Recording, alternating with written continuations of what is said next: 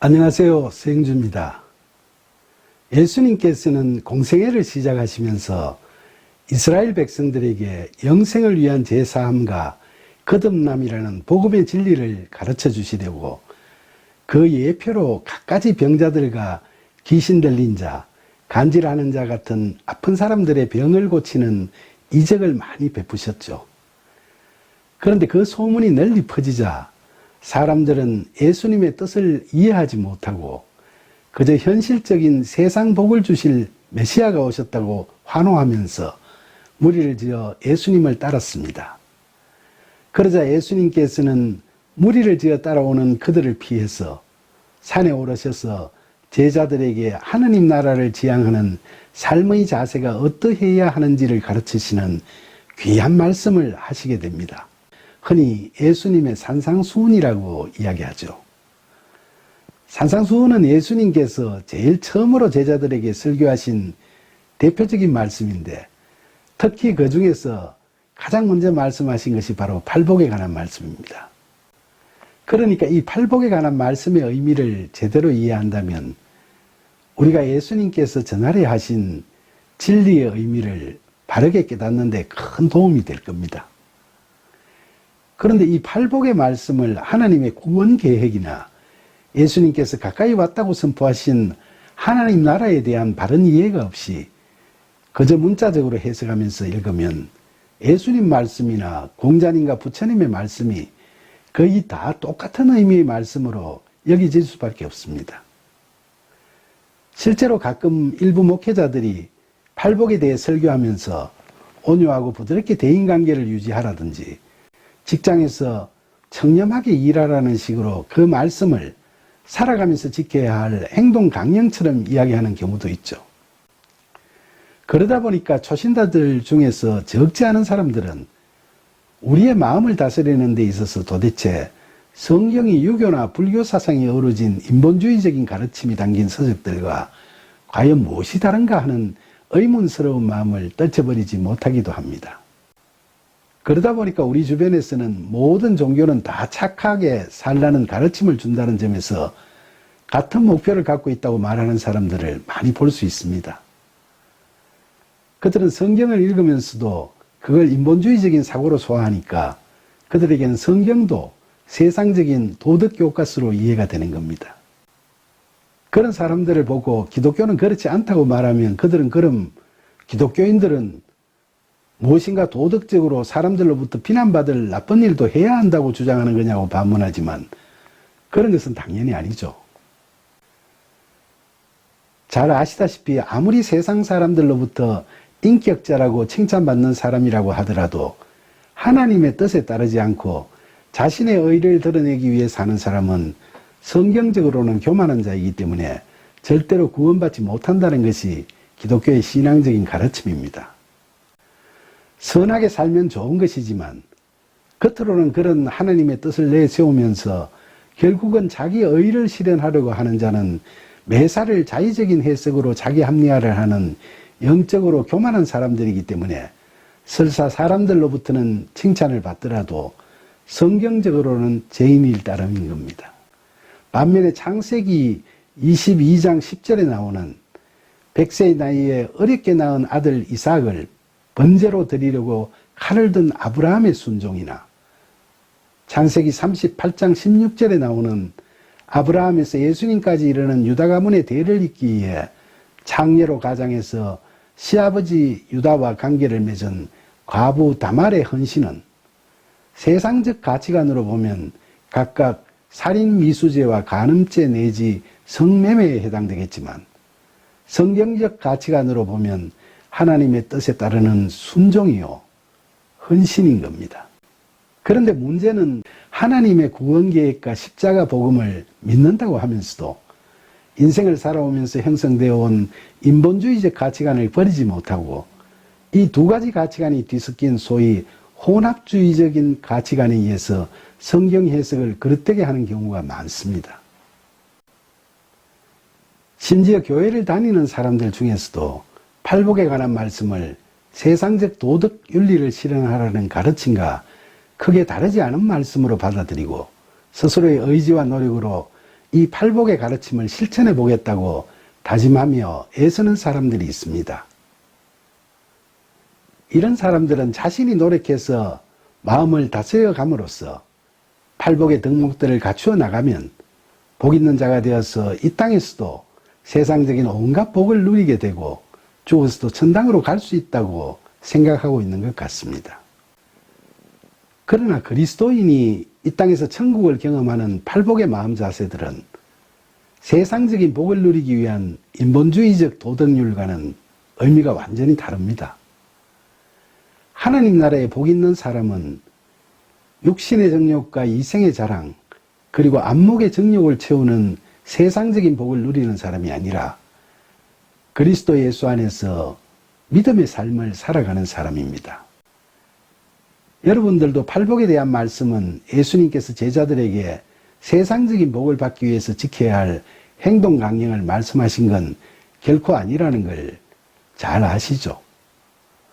그렇지 않다면 예수님께서 왜 세상 복을 쫓아 벌떼처럼 밀려드는 사람들 앞에서 그런 말씀을 하시지 그들을 피해 산으로 가셔서 제자들에게만 말씀하셨겠어요?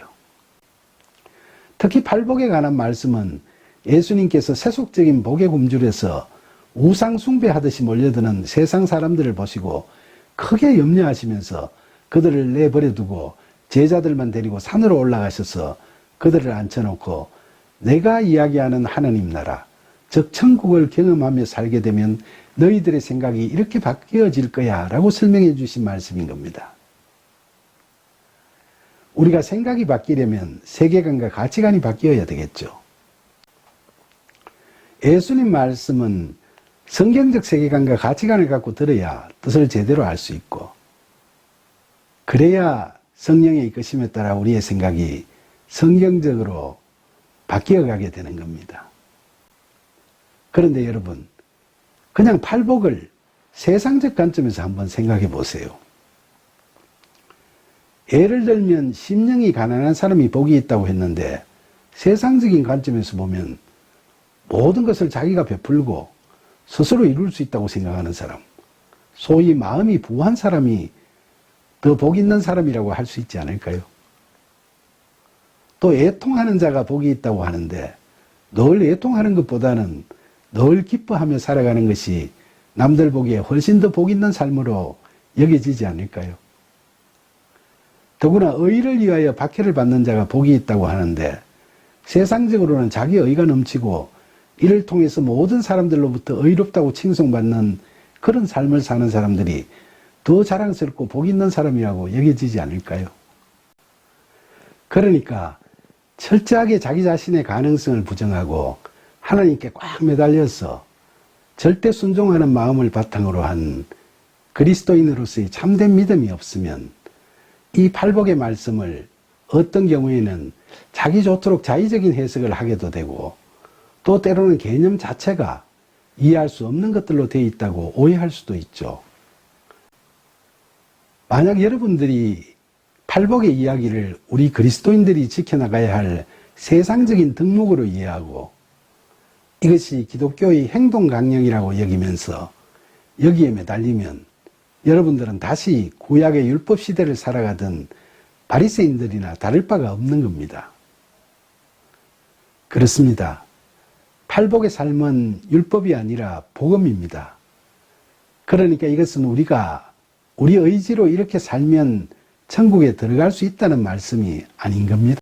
예수님께서도 제자들에게 산 아래 몰려와 있는 사람들처럼 자기의 유익을 위해 우상을 숭배하는 그런 악인들의 얄팍한 꾀에도 현혹되지 말고 죄와 죽음의 법인 율법에서 벗어나 성령의 법인 하나님의 법을 따르며 교만하지 말고 하나님 나라 백성의 품성을 가지도록 기도해라. 그리하면 성령의 이끄심으로 그렇게 변화될 것이다 라고 말씀하시는 겁니다. 결국 예수님께서 제자들이 그렇게 될 것이라고 하시는 복 있는 사람은 이 땅에 살면서도 하나님의 법에서 요구되는 품성을 갖추기를 즐거워하고 늘 그런 품성을 나타내고 싶어 하면서 그것을 소망하며 살아가는 사람인 거죠. 그러니까 로마서 8장 2절에서 이는 그리스도 예수 안에 있는 생명의 성령의 법이 죄와 사망의 법에서 너를 해방하였음이라 라고 사도 바울이 설명했듯이 예수님께서는 이제는 율법의 시대가 가고 성령의 시대가 왔다는 사실을 제자들을 향해 첫 설교 첫 부분에서 팔복이라는 이야기를 통해 그 복음, 바로 굿뉴스를 밝히셨던 겁니다. 예수님께서는 공생애를 처음 시작하시면서 마태복음 4장 17절에서 회개하라 천국이 가까이 왔느니라 라고 이 땅에서 하나님 나라가 도래하고 있음을 천명하셨죠. 그야말로 이처럼 성령의 법으로 우리를 죄와 사망의 법에서 해방하시는 새로운 시대가 열렸으니까 그 새로운 시대에 맞는 새로운 질서, 소위 뉴 노멀로서 하나님의 나라를 살아가는 백성들의 품성에 대한 첫 설교의 말씀을 하신 겁니다. 그리고 이 팔복의 말씀은 지금을 살아가는 우리들에게도 여전히 그렇게 생각의 변화를 기대하시는 예수님의 말씀입니다. 그러나 지금도 여전히 우상을 숭배하는 사람들, 또 믿는다면서도 율법의 굴레에서 벗어나지 못하고 스스로 얽매여 허덕이며 살아가는 사람들이 의외로 많습니다. 하지만 팔복에서 말씀하시는 천국은 팔복 자체를 율법시하고 자신의 의지로 그것을 지키기 위해 스스로 노력하면 차지할 수 있는 그런 것이 결코 아닙니다. 하나님께서는 자신의 판단으로 선악을 구분하고 싶어서 선악과를 따먹어버렸던 아담과 하와를 죄인으로 보시고 그들을 에덴에서 추방하셨지 않습니까? 이 에덴 동산의 신화는 하나님께서 인간이 자기의 의를 나타내고 그대로 실행하려는 행태가 천국 즉 하나님 나라에서 살기에는 옳지 않다고 경고하시는 상징적인 이야기입니다. 제가 이렇게 말하면 어떤 분들은 하나님을 믿고 예수 그리스도를 믿는 사람들은 아예 자기 의지로는 아무런 행동도 하지 않는 것이 옳은 것이냐고 반문하시겠죠. 또 자기 수양을 강조하시는 분들은 자기를 부정하는 그런 생각들은 너무 수동적이고 소극적인 사고에서 나오는 것이 아니냐고 비판도 하고 싶을 겁니다.